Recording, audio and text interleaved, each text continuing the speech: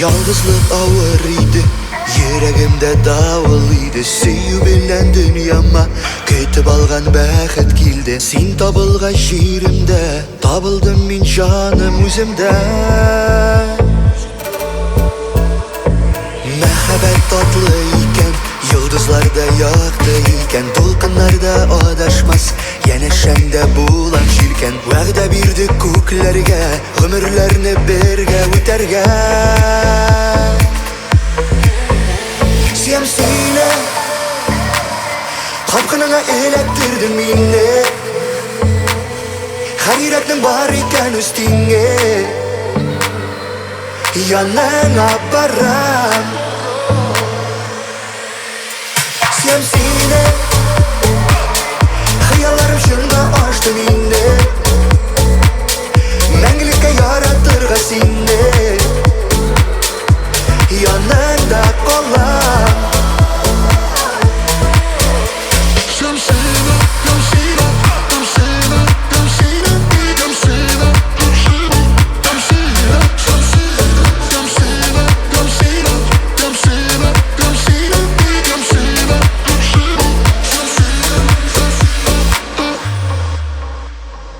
Hislerden uyarıp mucizanı senden küttüm. Kubeysen deyip tatlarım, mina ol kız bule gittin. Мәңгі yaşa mehabbet, sen köklerden bizge emanet. Hey hey hey, sen sine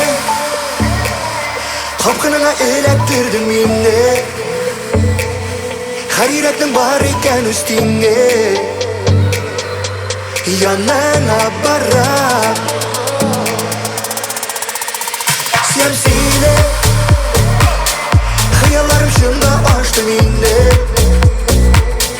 Мәңгілікке яратырға сені,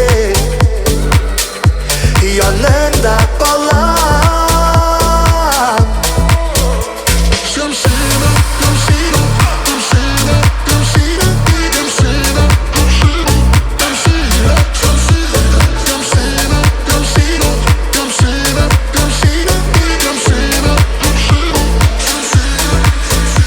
Sen sine